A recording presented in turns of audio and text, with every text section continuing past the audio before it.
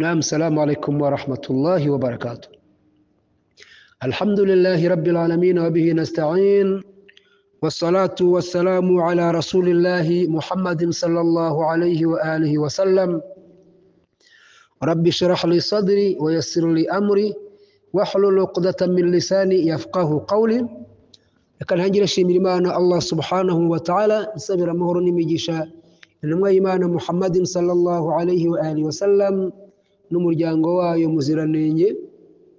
Abavandimwe Bayisilamu, ubushize twaganiriye ku butwari n'ibigwi bya Imam Ali ibn Abi Talib, umuvandimwe w'intumwa y'Imana kwa se wabo, umwe mu basahaba witwaye neza akiri kumwe n'intumwa y'Imana, akanakomeza kwitwara neza nyuma y'urupfu rw'intumwa y'Imana.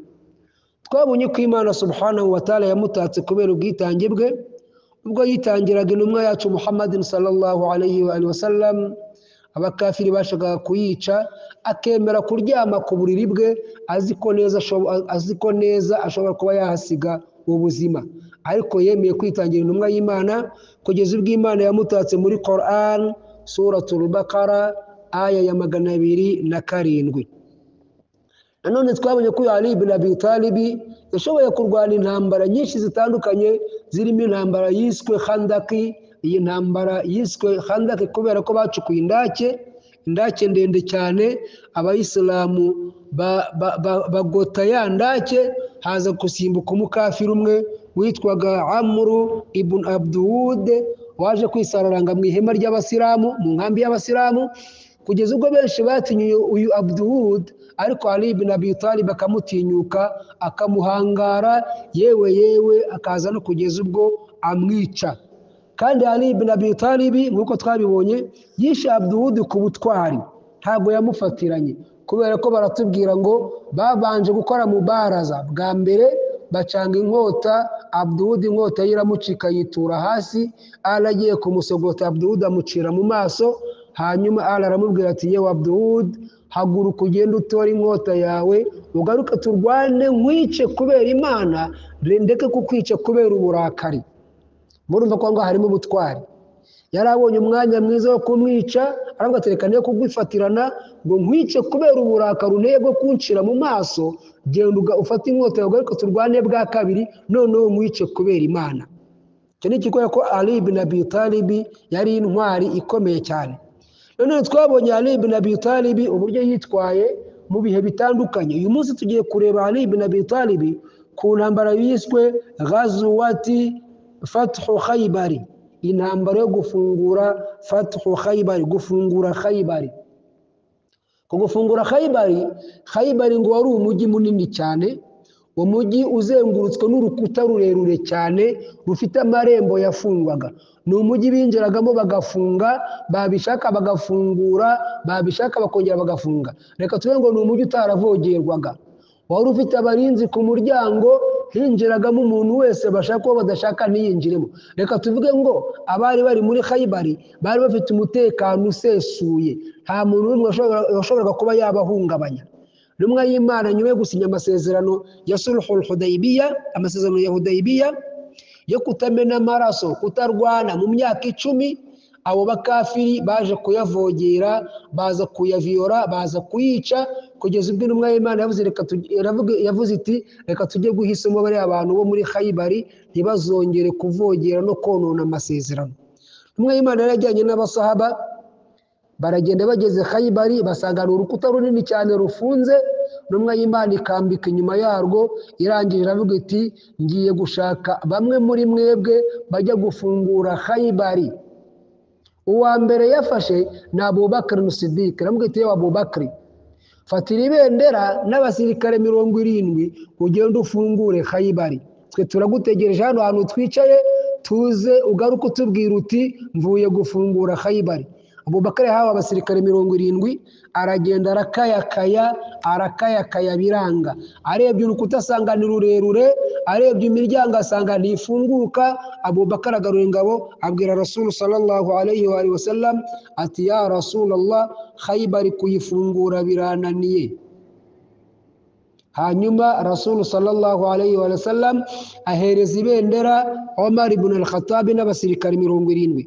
Omar nawe aragenda ageze kuri Khaybari arakayakaya biramunanira, asaba gufungura Khaybari ntabwo bishoboka, agarura za ngabo 70 abwira intumwa y'Imana ati ya Rasulullah gufungura Khaybari birananiye. Intumwa y'Imana Muhammadin sallallahu alayhi wa alihi wa sallam bamaze gusara salatul maghribi cyangwa se salatul isha, aricara babwira ati la'utiyanna rayatan ghadan, ejo mu gitondo nzahibendera umugabo yuhibbuhu Allah wa rasulahu wa yuhibbuhu Allah wa rasulahu, ngo ejo mu gitondo nzaha umugabo ukunda Imana n'intumwa yayo kurusha abantu bose, n'Imana n'intumwa yayo bakamukunda kurusha abantu bose, mu kaboko k'uwo mugabo niho hazacamo intsinzi zo gufungura Khaybari. Abasahaba benshi baraye ngo imitima iri hejuru iri mu kirere bavuga bati yiba yabaga ngewe uzafungura Khaybari bikaba ikimenyetso cy'uko nkunda Imana kurusha abantu bose, n'Imana ikankunda kurusha abantu bose. Cyari ikimenyetso simusiga kigaragaza umuntu Imana ikunda kurusha abandi bose bari aho ngaho, n'abagakunda Imana n'intumwa yayo kurusha abandi bose bari aho ngaho. Ngo buri musaba wese yarabyifuje, na Omar wananiwe gufungura Khaybari yifuje andi mahirwe ya kabiri kugira ngo abe yajya gufungura Khaybari, bigaragare ko akunda Imana n'intumwa yayo kurusha abantu bose bari aho ngaho. Ngo baragiye rero bararyama, bamaze kubyuka mu gitondo bajya imbere y'intumwa y'Imana baricara, intumwa y'Imana iraranganya amaso muri bo irabitegereza irareba rego iti ala ari hehe, aina Ali, ala ari hehe. Baramubwira bati se ya Rasulullah, ubu none wibagiwe yuko Ali twamusize i Madina arwaye amaso adashobora kuza ku rugamba? Intumwa y'Imana irababwira iti nimugende mwihuta mumunzanire. Baragenda Ali baramuzana, bamugejeje imbere y'intumwa y'Imana Muhammadin sallallahu alayhi wa alihi wasallam, ngo imucira amacanshwe mu maso. Ali arakira, ngo aranareba neza birenze uko yarebaga. Hanyuma intumwa y'Imana iramubwira iti yewe Ali, fatira ibendera n'abasirikare 70 ugenda ufungure Khaybari. Ali bin Abi Talib yafashe rya bendera n'abasirikare 70, abaza intumwa y'Imana yabwo ati ya Rasulullah, mbere yuko ndwana n'abari abantu mbigenze ne? Intumwa y'Imana iramubwira iti genda ubabwire ngo nibavuge ngo ashhadu alla ilaha illallah, nibabyemera rwose ubaho umutekano, nibatabyemera uburenganzira n'ubwawe. Ali rero yaragiye n'abasirikare 70, ageze kuri Khaybari asanga n'urukuta rurerure cyane, kurwurira no kuyifungura ntabwo byari byoroshye. Ali bin Abi Talib yigira inama, arababwira ba basirikare be 70, arababwira ati mwabantu mwe, mwabasirikare mwe, nimufatize itende zose zikikije Khaybari.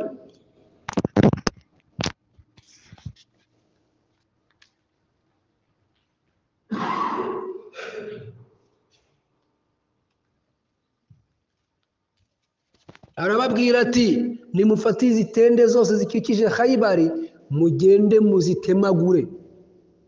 Abasirikare nta kindi bakoze, bagiye muri bya biti by'itende baratemagura, barararika itende zose bashyira hasi, ibiti byose bashyira hasi. Ali bin Abi Talib arangije arababwira ati nimufate ibi biti by'itende bifite amashami ashinze, muzirikaho imigozi, nijoro turaza kuzuririraho twinjire muri Khaybari. Ubu parakomando nicyo gihe bwatangiriye, bafata imigozi minini cyane ikomeye, bazirikaho ya mababi y'itende afite amashami ashinze, baterera ku rukuta hejuru, ya mashami aragenda afata ku rukuta, buriraho baragenda bagwa imbere. Ali ibn Abi Talib barakubwira ngo yuriranye n'abasirikare 40 gusa, abandi 30 abasiga hanze, binjira muri Khaybari indani. Bamaze kugera muri Khaybari indani, yarababwira ati nimutegereze buke, mureke kubakangura, mureke baryame basinzire, mutegereze buke. Ngo mu rukerera ab'ingenzi barabyutse, babona Ali ibn Abi Talib ari hagati muri Khaybari, arimo mu mujyi, kandi abarinzi batazi igihe yinjiriye.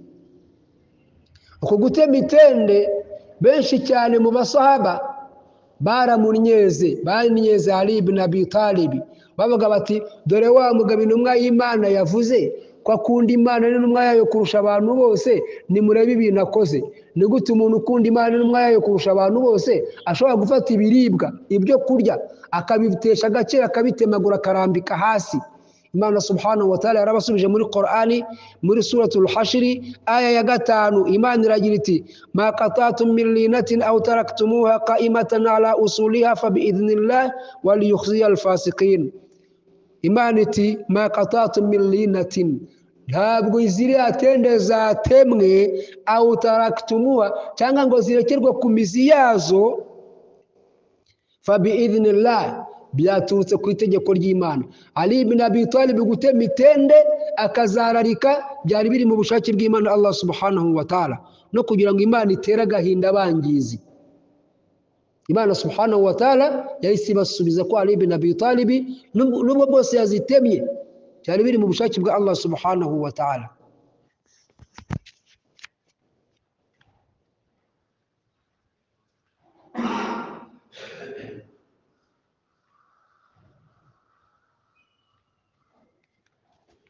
Ali ibn Abi Talib nkuko tubibona amaze kwinjira muri ya Khaybari, yaravuze ati nimutegereza. Abambere barabyutse bati turabona Ali n'ingabo za hano mu gipangu. Bagiye babwira uwari ubakuriye komanda wabo yitwaga Murhab, bagira bambwe bati yewe Murhabu, turabona Ali ibn Abi Talib yinjiye mu gipangu cyacu. Murhab araza, ngo yari umugabo munini cyane w'imbaraga, wiyemera, wiyizera, ngo araza abwira Ali ibn Abi Talib ati yewe Ali, kuba winjiye hano mu gipangu cyacu, kuba winjiye muri Khaybari, ubuzima bwawe burarangiye. Ali abwira Murhab, aramubwira ati yewe Murhab, ngewe ntabwo mvuga nawe ibintu byinshi, ndakubwiye ngo vuga ngo ashhadu an la ilaha illallah, urokoke n'abantu bawe, nutabigenza gutyo ndakwica. Murhab yarasuzuguye, yanga kubyemera, ngo bakoze mubaraza. Ali ibn Abi Talib Murhab amushyira hasi, igipangu agifungura gutyo. Abantu bose bari bari aho ngaho abagira ingaruzwa muheto, abashyira intumwa y'Imana Muhammadin sallallahu alayhi wa alihi wasallam, bose bari munsi y'itegeko rya Ali ibn Abi Talib. Niyo haje kuturuka n'umurima witwaga Fadaki. Intumwa y'Imana yaje kuvuga iti uyu murima ugomba kujya mu mitungo yanjye. Nanone turabona intumwa y'Imana Muhammadin sallallahu alayhi wa alihi wasallam ku ntambara bise intambara ya Badri. Intumwa y'Imana Muhammadin sallallahu alayhi wa alihi wasallam, Ali ibn Abi Talib nawe yitwayemo neza. Ubwo intumwa y'Imana benshi mu basahaba bari bafite igihunga. Ali ibn Abi Talib ku ntambara ya Badri yahagaze neza, yakoze ikitwa mubaraza. Mubaraza ni imbanziriza rugamba. Mu mbanziriza rugamba Ali ibn Abi Talib yakoze mubaraza n'umugabo witwaga Al-Walid ibn Utba. Uyu Walid ibn Utba yari papa w'umugore witwaga Hindu, umugore wa Abu Sufyani. Ali ibn Abi Talib yishe uyu nguyu Walid ibn Utba ukanya gato cyane nkako guhumbya muri mubaraza. Nanone Ali ibn Abi Talib tumubona ahitwa Sulhul Hudaybiyah, mu masezerano ya Hudaybiyah. Ali yitwaye neza cyane. Mu mwaka wa 6 intumwa y'Imana Muhammadin sallallahu alayhi wa alihi wasallam ivuye i Madina igiye i Maka gukora umra, ngo yajyanye n'abasaba badarenze 1400.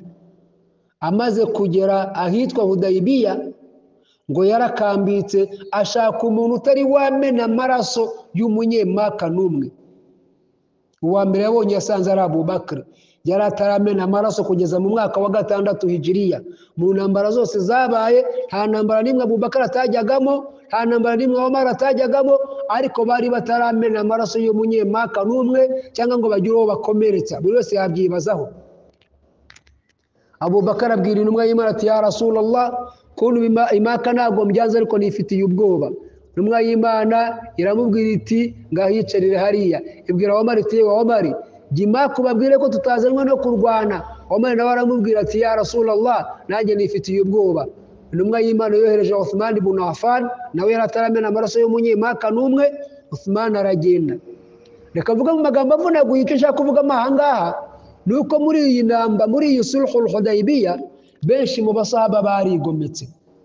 Mahadithu tuyabona muri Sahih al-Bukhari ku ntumwa y'Imana yabwiye iti nimuhaguruke mubaga amatungo yanyu, abasahaba bakabyanga ngo barakaye.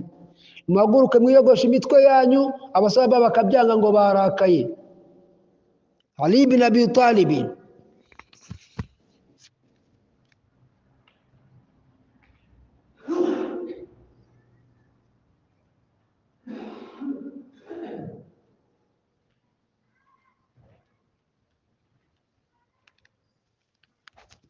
Ali ibn Abi Talib niwe wenyine n'abandi bake cyane washoboye guhagarara neza. Numwe y'Imana yabwiye ati nimuhaguruke mwogoshe imisatsi yanyu, benshi mu basahaba barabyanga. Numwe y'Imana yabwiye ati nimuhaguruke mubaga amatungo yanyu, benshi mu basahaba barabyanga. Ariko Ali ibn Abi Talib niwe wafashe umwanzuro wo gukora ibyo byose. Ali ibn Abi Talib ngo yabikoze gute rero? Numwe y'Imana yabwiye ati yewe Ali, haguruka uzunyogosha. Ali ibn Abi Talib aramwogosha, amaze kumwogosha amufasha no kubaga itungo rye. Muzi ikintu cyatumaga abasahaba banga guhaguruka? Muzi cyatumaga abasahaba bigangarika mwene ako kageni? Baravuga intumwa y'Imana yatesheje agaciro ubusilamu. Kubera iki? Kubera amasezerano intumwa y'Imana yamaze gusinyana n'umugabo witwaga Suhail ibn Amr. Ayo masezerano yari ateye atya. Ingingo ya mbere avuga ngo basubira i Madina bazagaruka gukora umura mu mwaka utaha. Iya kabiri ivuga ngo bahagarika imirwano nabura mu myaka 10. Iya gatatu ivuga ngo nabura umuntu ubaye umuyisilamu bajye bamusubiza i Madina, n'uvuye mu buyisilamu bamureke abuvemo. Umuntu nava mu buyisilamu bamwihorere, n'ubaye umuyisilamu nibatume abasanga i Madina ahubwo bamusubiza i Maka kandi bamwirukane, kugira ngo babashe kuba bamutoteza, babaze kuba bamubuza amahoro. Ibi bintu ngo byababaje abayisilamu, babona ko ubuyisilamu butesheje agaciro. Umar ibn al-Khattab we yitwaye nabi cyane kurenza abandi, kuko ngo yabwiye intumwa y'Imana ngo si wowe utubwira kuri intumwa y'Imana, si wowe watubwiye ko tuje gukora umura, ni gute wafata idini y'Imana ukayitesha agaciro imbere yabo bakafiri? Umar ngo niko yabwiye intumwa y'Imana. Intumwa y'Imana yaramubwiye iti yewe Umar, ibi bintu byose ndimo gukora ndimo kubikora kubera Imana, ntacyo nkora ku bwanjye. Umar yanga kunyurwa ngo ajya kwa Abubakar, aramubwira ati yewe Abubakar, uriya si wowe watubwira ko ari intumwa y'Imana, si wowe watubwiye ngo tuze gukora umura, none ni gute yafata idini y'Imana akayitesha agaciro? Ngo Abubakar aramubwira ati yewe Umar, genda gake, Umar tuza, uriya ni Muhammad ni intumwa y'Imana, ibyo akoze byose biri mu bushake bw'Imana. Benshi mu basahaba rero ngo bararakaye, barakazwa nuko intumwa y'Imana yakoze ayo masezerano. Ikindi cyatumye ngo barakara kurushaho nuko intumwa y'Imana ikiri muri ayo masezerano haje umugabo witwaga Abu Jandali. Abu Jandali yari umuhungu w'uyu mugabo witwaga Suhail ibn Amr, yari umuhungu we. Uyu Abu Jandali aza yiyemeje kuba umusilamu, asanga Muhammadin sallallahu alayhi wa alihi wasallam nase bamaze gusinyana amasezerano yuko umuntu uzajya uba umusilamu bazajya bamusubiza i Maka. Uyu Suhail yahise abwira Muhammad ati yewe Muhammad, amagambo twamaze gusinyana wayumvise, amategeko uratangira kuyubahiriza kuri uyu muhungu wanjye, umugarura i Maka kuko amasezerano twamaze kuyasinya. Intumwa y'Imana ibwira Abu Jandal, aramubwira ati yewe Abu Jandal, subira i Maka, namaze gusinyira yuko umuntu wese ubaye umuyisilamu azajya asubizwa i Maka nta mpamvu yo kuza i Madina. Abu Jandal arahendahenda. Intumwa y'Imana imubwira ati yewe Abu Jandal, wowe genda nusura y'Imana iri kumwe nawe, wigira ikibazo, ibi byose ntacyo bigomba kugutwara. Benshi mu basahaba bararakaye, babona yuko ngo intumwa y'Imana ikoze ishyano gusinya ayo masezerano. Ariko Ali ibn Abi Talib yabonye ko intumwa y'Imana ikoze igikwiye, akomeza guhagararana nayo. Ni nayo mpamvu intumwa y'Imana ivuga ngo nibiyogoshe imisatsi, Ali atigeze yigomeka, mubaga amatungo yanyu. Ali yabyumvise ko intumwa y'Imana ibivuze nta no gushidikanya, ariko abenshi mu basahaba barashidikanyije banga kubyemera. Hanyuma ngo babonye intumwa y'Imana imaze kwiyogosha, imaze no kubaga itungo ryayo, ngo nabo baragiye bajye kwiyogosha, benda no gutemana. Wabisoma muri Sahih al-Bukhari. Aya ni amagambo azwi n'abayisilamu benshi basoma ibitabo. ariko Imana subhanahu wa ta'ala iyo myitwarire y'intumwa y'Imana Muhammadin sallallahu alayhi wa alihi wasallam Imana yarayitatse muri suratu Fath aho Imana igira iti inna fatahna laka fathan mubina ngo mu by'ukuri ni intsinzi ikomeye cyane intsinzi yande ya Muhammadin sallallahu alayhi wa alihi wasallam yiki yo gusinya ya masezerano Abayisilamu bamwe abasaba babonaga ko ari ubugwari Imana ibona ko ari ubutwari ubwo butwari muzana ubushingiye nuko uyu mugabo Abu Jandali amaze ko gusubizwa Imaka ngo yajyanye n'abari kumwe nawe n'ingabo ze abasirikare bari kumwe bakeya baravuga bati twebwe ntago twasubira inyuma ngo dusubire mu bukafiri twavuyemo turaguma mu busilamu kandi nubwo dusubira Imaka ngo bahise bakambika hagati ya Maka na Madina bashinga inkambi bashinze aho ngaho yari inkambi y'urugomo ibicuruzwa byahitaga aho ngaho ibyo bashakaga barabifataga ibyo badashaka bakabyihorera abanyemaka bakabona yuko Abu Jandali yababujije umutuzo bahendahenze Muhammadi baramwinginga bati Muhammad tubabarira turagusabye uyu Abu Jandali mudukura ngaho umujyana i Madina kuko tumereye nabi Abu Jandali agenda ku mahoro n'umutekano reka nsoreze kuri Ali ibn Abi Talib nyuma y'urupfu rw'intumwa y'Imana Muhammadin sallallahu alayhi wa alihi wasallam Ali mu ntambara zo navuga byinshi intambara ya Hunayn nayivugaho n'izindi reka ahubwo nihute nsoreze nyuma y'urupfu rw'intumwa y'Imana Muhammadin sallallahu alayhi wasallam Ali yitwaye gute Ali yari ameze ate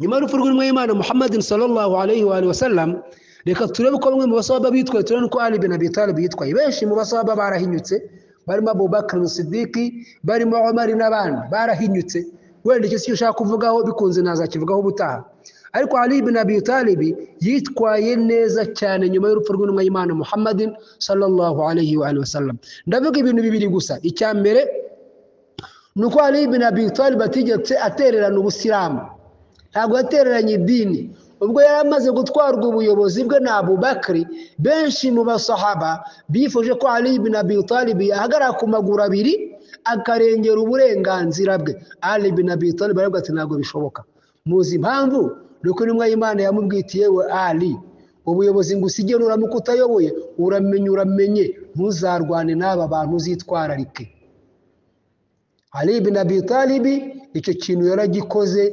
akigenderaho kandi aracyubaha atitaye ku kuri kwe none Ali ibn Abi Talib mu ntambara Rasul sallallahu alaihi wasallam yaramuhanura yamugatiye yewe Ali ibn Abi Talib uzarwana bitwa nakithuna marikuna qasituna kandi abo bose bazaba bari mu kinyoma wowe uri mukuri Ali ibn Abi Talib ndagira ngo soze mbabwira ku ntambara ye na Aisha amaze kumuteza intambara yitanye abayisilamu bagira mu bihumbi 9 Ali yafashe Aisha amufata ari umuntu umaze kwararika abayisilamu utemera ubuyobozi bwe uburwanya ubuhakana umaze no kwica abayisilamu benshi ariko Ali ibn Abi Talib yitwaye gute kuri Aisha yitwaye nk'uko intumwa y'Imana yitwaye nk'uko intumwa y'Imana yitwaye muzi ukuntu yitwaye yafashe Aisha ntiyamuhungabanya aramwubaha amuha agaciro ko ari umugore w'intumwa y'Imana amuha agaciro nka nyina w'abemera atitaye ku bantu yari amaze kwica atitaye ku buryo yamusuzuguye atitaye ku byo yakoze byose Ali ibn Abi Talib amuha icyubahiro bamuryamisha neza mu gitondo abwira abantu ati nimuherekeze Aisha mu mujyane mu mugezi we amateka avuga ko Ali ibn Abi Talib yafashe abagore bagenzi be abasirikare b'abakomanda b'abagore ahubwo ati nimuherekeze uyu mugore mu mujyane mu mugezi we ngo baramuherekeje baramujyana n'umutekano ntangere ku mugani w'abarundi bamugezi we ngo bamaze ku mugezi we Aisha agiye ko nabona abandi b'abakomanda bari bamuherekeje abona bikuyemo imyenda bagiye gutabaza ngo basari yitegereje asanga ni abagore yabonaga bafunze imyenda akagira ngo ni abagabo, ngo yitegereje abona ngo ni abagore. Warangira avuga ati yemwe Ali yansuzugura ni gute afata abagore bariho bamperekeza, ba bagore b'abakomanda baramubwira bati yewe Aisha, kuba twagwerekeje turi abagore twakugeza iwawe, urabona tutakugejeje amahoro? Urabona hari ikibazo wigeze ugira? Reka rero mbabwire ngo Ali ibn Abi Talib uwavuga ubutwari bwe bwakwira bugacya. Reka nsoreze ahangaha dusaba Imana subhanahu wa ta'ala ko yadushyira muri babandi bumva amagambo menshi avugwa bagatoranya ameza muri yo. Wa akhiru da'wana alhamdulillahi rabbil alamin, wassalamu alaykum wa rahmatullahi wa barakatuh.